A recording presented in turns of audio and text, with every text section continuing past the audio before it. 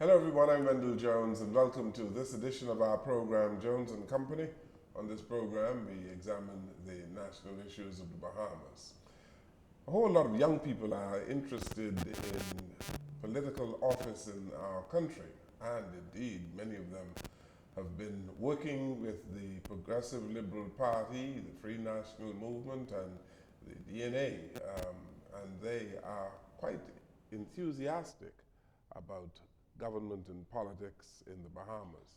And so on our program today, we are going to begin speaking with young people about the political development in our country. We begin with the Progressive Liberal Party, and they are having a convention coming up, the Young Liberals, that is, and we are speaking with two young gentlemen of the Progressive Young Liberals today. Quinton, a former Vice Chair of the National Party, our guest on the program today, along with Latrae Rahming. It's good to have you both here today. Welcome to the program. Oh, thank you so much for having us. Thank you, sir. Good. Godfrey Innes, good to see you as usual. Thank you. Godfrey Innes is a former ambassador to FAO, and he has done a number of books on agriculture in the Caribbean, indeed in the Bahamas. They have been translated into Mandarin and being used by Ocean University in China. And so I just want to give him that advertisement at the top of our program. And it doesn't cost you a dime. And you can find them on Amazon. On Amazon as well. Yeah. Now, since you said that, it'll cost you something. Good to see you here. Gentlemen, you I'm sure are aware of what is happening throughout our country in the political development of our country. Since we last met, Quinton, there was a change in government. Yes, sir. I haven't spoken with you since, and I know that you are quite active. What is the political mood in the country today? Well, definitely the political mood in the country right now is a sense of change, a revolution. As you can see in the last election, there was a need or urge for young persons or young people and pretty much new faces to the political divide. And that has happened, and as you see, and that is where the country has laid us now. But I think the country wants continual growth and movement. And I think it opens up the generation gap for millennials and persons of the next generation to take the helm. Not take over, but also to learn, because I'm a keen person that I believe that not because of your age, you should be given a position, but also because of your age and experience that you've garnered during your time in a political party or in any organization in whole. Millennials, you ready for change? There are people on the other side who believe that they are in the right party. I'm talking about people in the governing Free National Movement, young people there. You are in public relations, Mr. Rahming. How do you see the mood? Well, I think now, 2 years out, the party suffered one of its big defeat in party's history. I think now you have this form of economic anxiety where young Bahamians feel like the country isn't moving. There's a sense of being stagnant. I think that people want the PLP to refocus. I don't use the word rebrand as much, but refocus and recommit itself to its philosophy. And I think that our party has been steered in that direction, coming out of our last convention with the theme called the Call to Action. And that was basically an indication to our PLP supporters that the party understands its mandate, its mission, and we want to garner that kind of support to move the party forward. So the political temperature right now in the country is a sense that we aren't progressing. We are not progressing? We're not progressing, no. I see. In the last convention, one of your members of Parliament, Glennis Anna Martin, talked about progressivism and that the PLP is a progressive organization. You think that message is resonating among young people?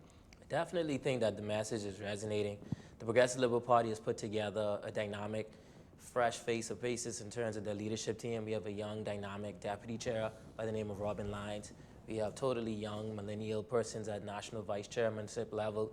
And so it's seen that the party is turning and changing. You have to realize that after a 35-4 defeat, it's obvious that the country at large wants to see a change from the Progressive Liberal Party.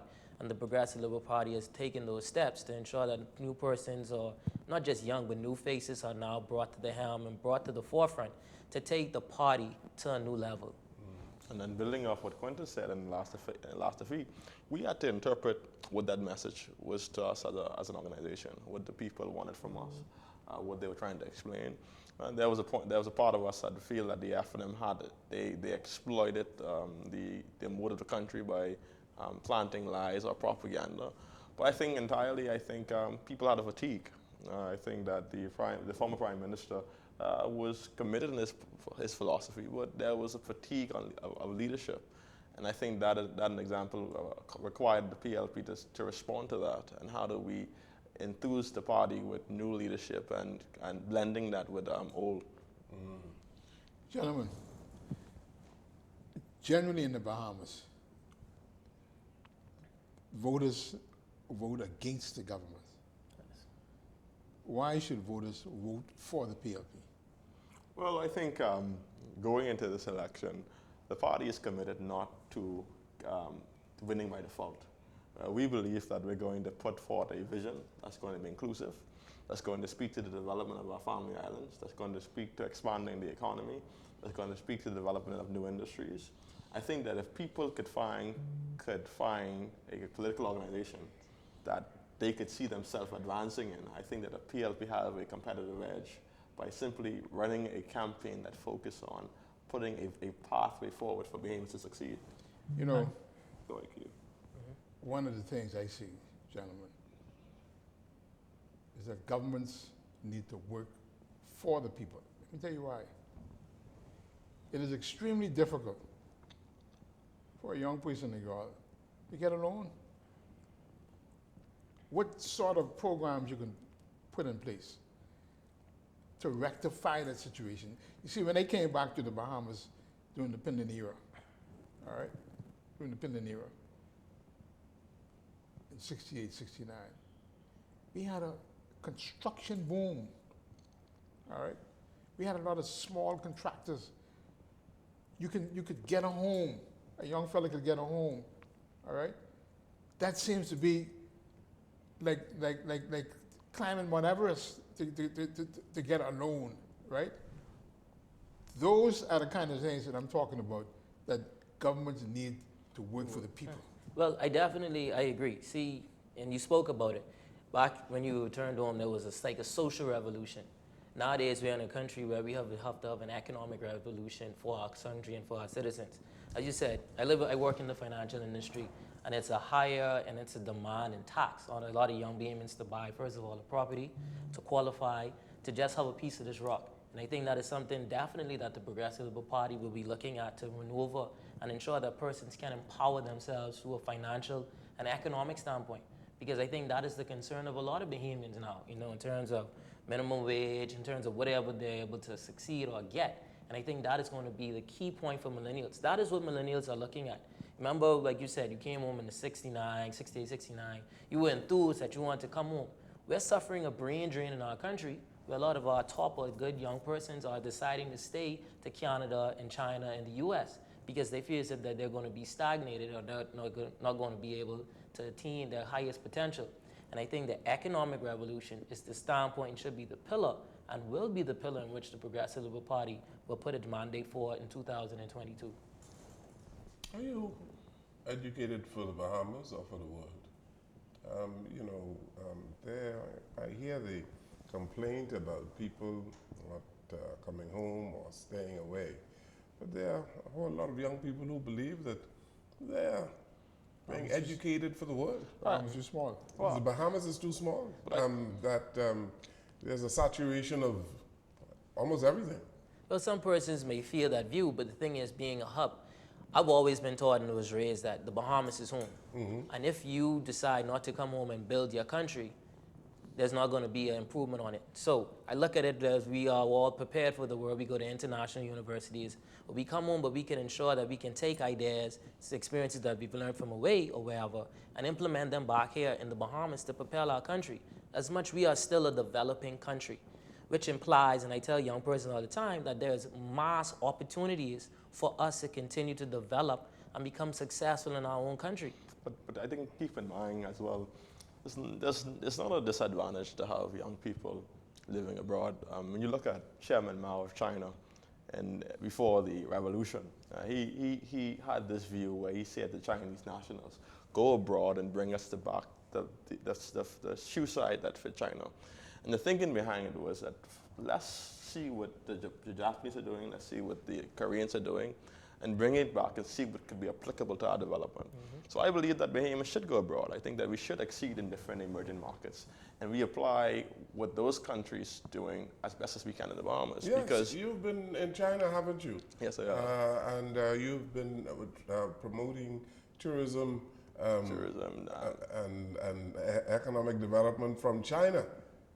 That's because when you have a Bahamian who was in a foreign country exposed, and exposure is required because you learn how developing countries, how they develop their social policies and their economic policies.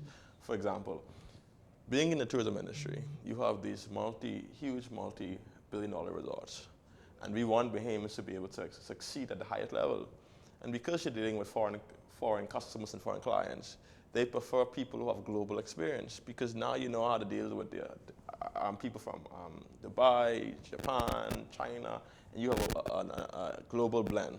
So one of the things we have is Bahamians do not take opportunities beyond Miami or Canada. And that's the concern. We cannot grow if we don't expose ourselves. And so hence the level of frustration among young millennials in the Bahamas. You are in a relatively small economy. You don't have opportunities, do not abound in the Bahamas. And so you're frustrated. And so we've been changing governments every 5 years because of a level of frustration. Economic anxiety. And economic anxiety. Yeah, so and see, one of the things the former Prime Minister said to me, he said, if we aren't able to attain the kind of economic growth in this country to employ these individuals, you're going to continue to have that shift of governments, because his view was that this thing called the urban pull, where people were coming from the family islands looking for opportunity in Nassau. And the biggest burden on our national development is Grand Bahama. There was a study commissioned by McKinsey Law consultancy firm. And we look at all the major indicators in Grand Bahama. Tourism arrivals was down. There was a lackluster approach to development. Companies are receiving government incentives, but they aren't developing. You got government have about $80 million in outstanding property taxes. Government have more than $100 million outstanding in business licenses. So when you look at all the key variables of the Grand Bahamian economy, nothing is working. And so if you can't get the Grand Bahamian economy going, you can't achieve 3% growth in the Bahamas, you have a real economic problem. Gentlemen, we live in a country where, in my opinion, it's too government-centric. Yes. All right? And many of the problems that we have stem from the bureaucracy of our governments. All right? And our economy right now is stifled by the inability for people to do business. This whole thing about the World Bank puts up with the ease of doing business. All right? You see, those are the kind of things you need to address. You know, you don't got to go out and do no big things. You guys do some, like Jones would say, the stroke of a pen would change this economy dramatically. There's no debate in that, and I think that is one of the key things that must be done from a governmental level. Simple as buying a home. You know, in buying a home, a young person, you have to go through so much different agencies to get so much approvals. The bank runs you through the ringer. These are some of the things that has to be addressed right away. But I also think about developing countries, that where the lack of innovation. Innovation has to be the key. And this is how persons develop businesses and business ideas. Like just recently, there was a young man that was in the local dailies that developed a mobile app. Some of these things that shows that this is how you have to be innovative in an economy. I'm of the view that I hate to sit down and be like, oh boy, this bad or this so sad. I'm a person, I'm gonna get up and do what I have to do. And I think that is the appeal that must continue to happen for young persons. You know, Rome is not built in a day. Nothing is handed over to you. You have to work and be innovative and be creative in your ideas. And I think these are just the simple barriers of life that persons must be able to overcome, but the government must ease these transactions to ensure that persons can live a sustainable and healthy life in our country. But I also want to challenge the thinking that government over-involvement in industries is bad. Because if you look in China, it's a controlled economy. It's developing really well. I think the challenge with the Bahamas is we are a political economy, and our politics somehow, in most instances, get in the way of our development. Because we lack continuity, how could you have a government commission a study on how to develop the island of Grand Bahama, spend millions on the study on how to develop Grand Bahamian economy, a new government comes into place, and you totally disregard what they call development by research. So I think the challenge we have is politics get in the way of how we develop our economy. Continuity of government is a problem, right? Yes. You know, one of the big things about China, Mr. Rahming, all right, the Chinese have a planned economy. Ain't no plan to this economy. No. So the Chinese know where they're going. And they have targets, they have established targets, right? They got a program to reach where they're going. But a big thing is like we had the National Development Plan that was started and was implemented. And now it wasn't implemented. Well, it wasn't implemented, it was started and work, and a lot of framework was done and put into it. But now it's been shelved and there's no talk about the National Development Plan. And that's something that is going to take us to the forefront to the future. And these are some of the things that, you know, takes a lot from our country. It hurts us from a political sense, and that we have to realize that we have to go beyond politics. We have to realize that we are in this country, that PLP and F&M are part of the Bahamas, and if someone or an idea or a party has a good idea to move our country forward, we must continue and press on. And I think that's where political maturity comes in, and I'm confident that, I know, Mr. Jones, that you may disagree, but I'm confident that persons of other generations will realize that this is the importance of continuing generation and continuing governance, and not just stop, review, and cancel at every moment. Well, I think, too, what you said is this. I mean, my view is this.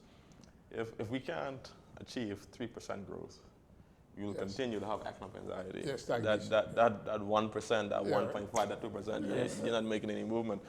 I think, too, the tourism economy, the tourism-based economy has done some good, but there's been some negative impact as well. I think when you have an economy where it's a very low-skilled economy, low-skilled industry where you don't do, I think two things. We have a productivity problem. We have a skills problem where you have a lot of Bahamians who are low-skilled. And so when you look at these multinational institutions and they want to move their headquarters, if I got to train 5,000 persons, then it's a cost to me.